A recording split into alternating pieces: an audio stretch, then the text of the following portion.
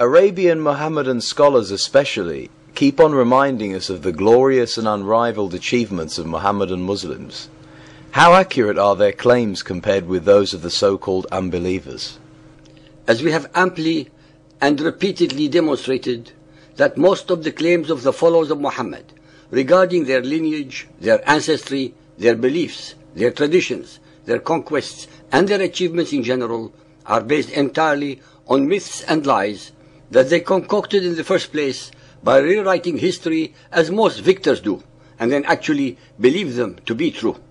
As Hitler demonstrably proved that a lie, the bigger it is and the more it is repeated, becomes a truth.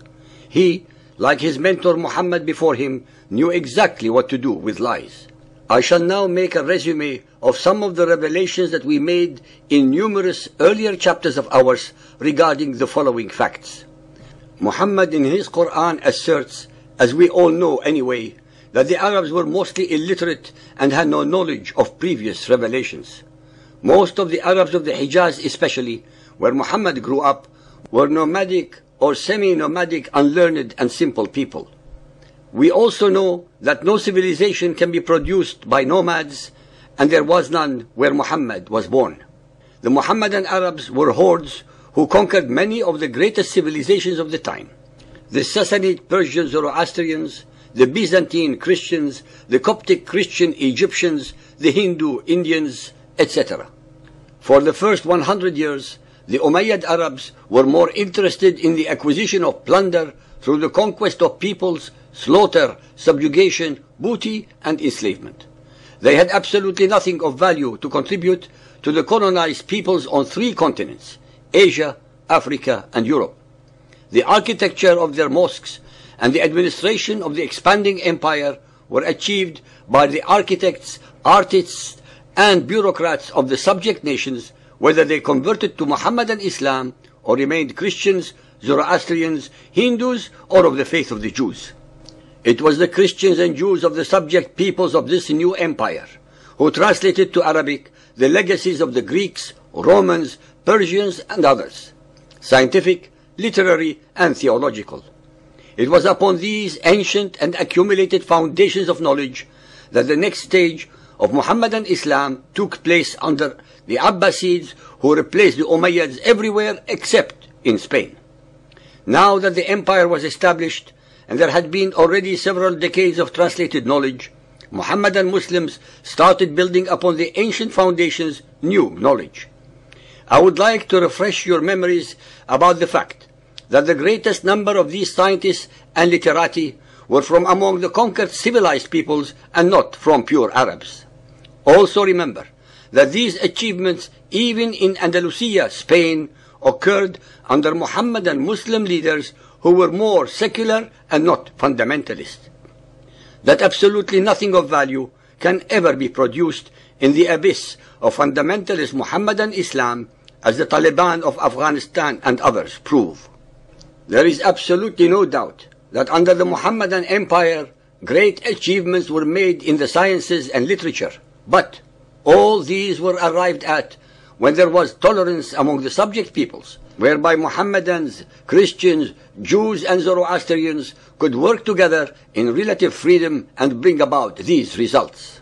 I must repeat again and again and again a self-evident fact that nonetheless escapes the attention of most people, whether so-called believers or unbelievers, that the Quran prohibits the Mohammedans from questioning any and all of its rulings, and those of Muhammad's Sunnah, as they are allegedly the words of Allah that no human agency can or should ever tamper with. Based upon these rules, very few followers of Muhammad dared do otherwise, and most of those who did were butchered, imprisoned, or exiled. Mohammedan Islam cannot allow investigation or inquiry because that would actually reveal the facts and truth about it, thus exposing its mendacities, abnormalities, irregularities, and its contradictions of the biblical originals.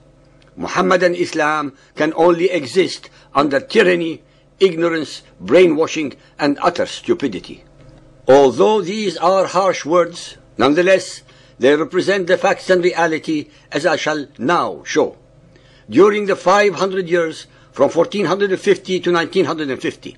From among the hundreds of millions of Mohammedans, no one can name 3 Mohammedans who have contributed anything of value to the advancement of humanity in any way, shape, or form.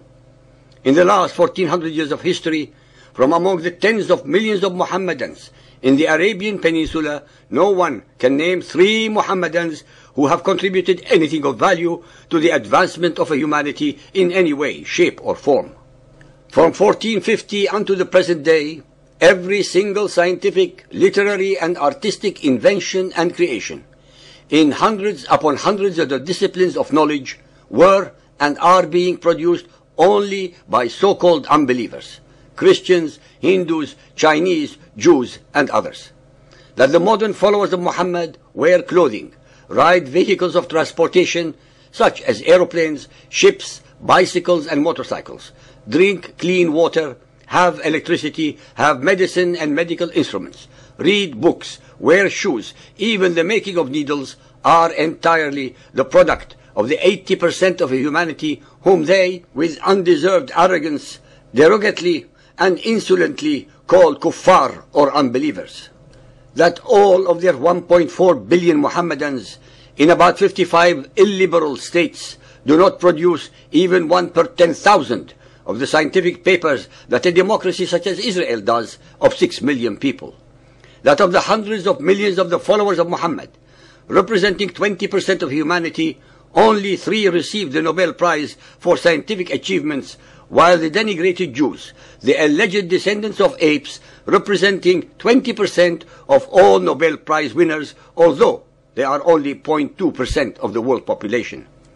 I had to mention these statistics to show that the only logical and intelligent conclusions regarding such extreme anomalies in human achievements must reside in the fact that the followers of Muhammad, as human beings, are not born stupid and or ignorant, but that it is their cult belief system that indoctrinates them into being ignorant and unlearned.